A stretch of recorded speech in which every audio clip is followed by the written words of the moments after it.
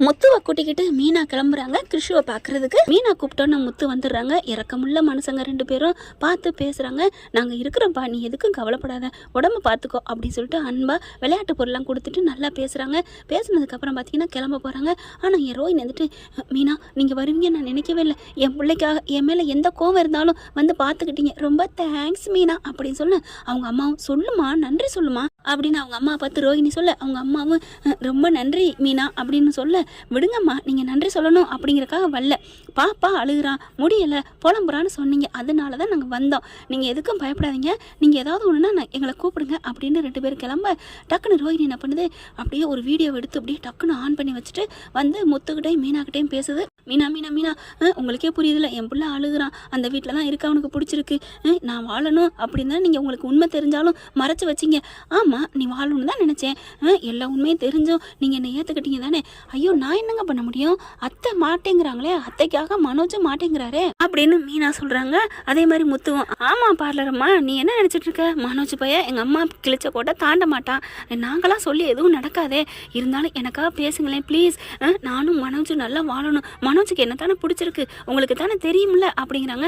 தெரியும் தான் என்ன பண்ண சொல்கிறீங்க அப்படிங்கிறாங்க. இதெல்லாம் எங்களால் ஒன்றும் பண்ண முடியாதுமா அப்படிங்கிறாங்க.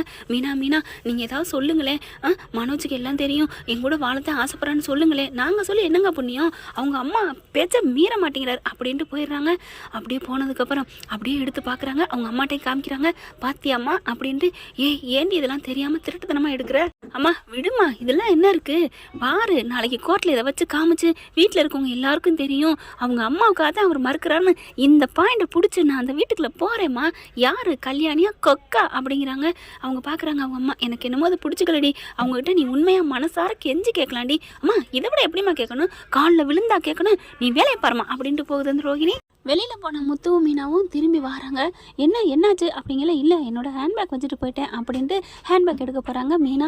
முத்துவும் அதே மாதிரி, கிருஷு பார்த்துக்கோ, நீ எதுக்கும் கவலைப்படாத, மாமா இருக்கோம் ஆண்டி இருக்கோம் அப்படின்னு சொல்ல, ஓகே மாமா ஓகே ஆண்டி அப்படின்னு சொல்கிறாங்க. அதுக்கப்புறம் மொபைலே இங்கே வச்சதையும் எடுத்துக்கிறாங்க. முத்து எல்லாத்தையும் எடுத்துகிட்டு வர்றோம் அப்படின்னு கிளம்புறாங்க. பழம் அது இதுன்னு வாங்கியாந்து கொடுத்துட்டு கோர்ட்டு சீனும் வருதுங்க. கோர்ட்டில் வச்சு பார்த்தீங்கன்னா ரோஹிணி எல்லாம் தெரிஞ்ச அறிவாளி மாதிரி, நான் கொடுக்குறேன் ஆதாரம், வீட்டில் எல்லாருக்கும் தெரியும், முத்து மீனாவுக்கும் தெரியும், என் புருஷனுக்கும் தெரியும், மாமியாவுக்காக பயந்துக்கிட்டு தான் அவர் மாட்டேங்கிறாரு, என் கூட வாழ மாட்டேங்கிறாரு அப்படின்னு சொல்லிடுறாங்களா. அதுக்கப்புறம் ஆதாரம்னு கொடுக்குறாங்க. இதோ பாருங்களேன், இப்போ கூட 2 நாளைக்கு முன்னாடி என் வீட்டுக்கு மீனாவும் முத்தும் வந்தாங்க அப்படின்னு வீடியோ காமிக்கிறாங்க. பார்த்துட்டு ஆடி போகிறாங்க. இங்கே பாருங்க அப்படின்னு சொல்லிட்டு உடனே விஜயா பார்க்குது, ஏண்டி அவள் வீட்டுக்கு போனியா அப்படிங்கல, இல்லை அந்த பயலுக்கு முடியலேன்ட்டு போனேன், ஏண்டி இப்படி பாவிங்களா படுத்து எடுக்கிறீங்க அப்படின்னு விஜயா கத்துறாங்க. மனோஜ் வந்துட்டு, ஏண்டா முத்து போனீங்க அப்படின்னு கத்துறாரு. ஓ நீ மட்டும் உன் பொண்டாட்டி பார்க்காம இருக்கிறியோ பேசாமல் இருக்கிறியோ அப்படிங்கிறாரு முத்து. அதுக்கப்புறம், என்னப்பா வீட்டால் எல்லாத்துக்கும் தெரியும் போல இருக்கே, நல்லா தான் பேசுகிற, உங்கள் அம்மா தான் மாட்டேன்னு சொல்லுவாங்கன்னு அப்படின்னு நீதிபதி முத்துவை பார்த்து கேட்குறாங்க. உடனே முத்து என்ன சொல்கிறேன்னு தெரியல, இல்லைங்க எங்கள் அம்மாவுக்காக பயப்படுறான், ஆனால் அவனுக்கு பிடிக்கலையங்க, இல்லைங்க இப்போவும் இவர் கூட பயப்படுறாரு அப்படிங்கிறாங்க. இல்லைங்க பயப்படலை, இவங்க எல்லாம் நடிக்கிறாங்க அப்படிங்கிறதுக்கு நான் ஒரு ஆதாரம் கொடுக்குறேன் அப்படின்னு முத்து சொல்கிறாரு. எனது ஆதாரமா அப்படிங்கிற ரோஹிணி நடுங்கி போகிறாங்க. ஐயோ அவங்களுக்கு பாத்ரூமே வந்துடும் போலருக்கு, என்ன ஆதாரம் வச்சுருப்பான் அப்படிங்கிற, இதோ நான் கொடுக்கும் சாட்சியம் அப்படின்னு மொபைல் எடுத்து கொடுக்குறாரு. அதில் பார்த்தீங்கன்னா முத்து மீனா இப்போ ரோஹிணி எடுத்த வீடியோ எல்லாமே வருது. உடனே அந்த நீதிபதி என்ன கேட்குறாங்க, என்னப்பா இந்த வீடியோவில் உள்ளதானே அதுலேயும் வருது அப்படிங்கிறாங்க. ஓகே அதில் 8 நிமிஷம் வீடியோனா என்னோடது 10 நிமிஷம் வீடியோ, நல்லா பார்த்துக்கங்க அப்படிங்கிறாங்க. பார்க்குறாங்களா, அது முடிஞ்சு அவங்க வெளியில் போகிறாங்க. போனதுக்கப்புறம் அவங்க அம்மா கிட்ட பேசுகிறது எல்லாம் ரெக்கார்டாக இருக்குது.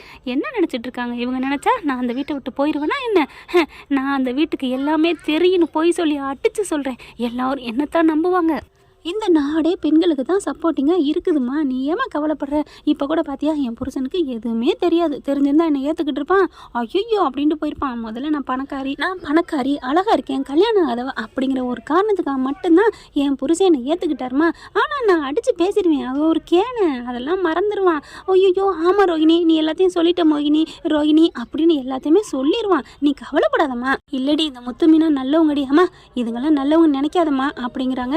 நான் பாரு ஏண்டி இது பொய் சொல்கிறது தப்பு இல்லை அம்மா, பொய் சொன்னாமோ பொய் சொல்லலையோ, பொய் சொன்னா தான் பொழைக்க முடியும் இந்த காலத்தில். நான் உண்மையை போயிட்டு என் மனோஜுக்கு எதுவுமே தெரியாதுன்னு சொன்னால் எனக்கு டைவர்ஸ் கொடுத்துட மாட்டாங்க, நான் வாழாமல் வீட்டில் வந்திருக்க மாட்டேன் அப்படின்னு கத்துறாங்க. இல்லடி பொய் சொல்றி வாழ்கிற வாழ்க்கையை விட அதுக்கு உண்மையை சொல்லிட்டு அதுக்கப்புறம் மன்னிப்பு கேளண்டி அம்மா, வாயை மூடு அப்படிங்கிற வாழ்க்கையை பேசியிருக்காங்க. அப்போ தான் முத்து மீனா வர்றாங்க. நான் மொபைலை வச்சுட்டு போயிட்டேன்னு எடுத்துகிட்டு போகிறாங்க. அதோட முடிஞ்சிருதுங்க. பார்த்தீங்களா இவரான அப்படிங்கிறாரு முத்து. ஒன்றும் இல்லைங்க, அதுக்கு மேலே என்ன வேறு வழியே இல்லை, நீலாம் ஒரு பொம்பளை அம்மா அப்படின்னு கேட்குறாங்க. தலையில் முக்கடை போட்டுட்டு வெளியில் வாயை மூடிட்டு கப் சுப்புன்னு போக பார்க்குறாங்க ரோஹிணி.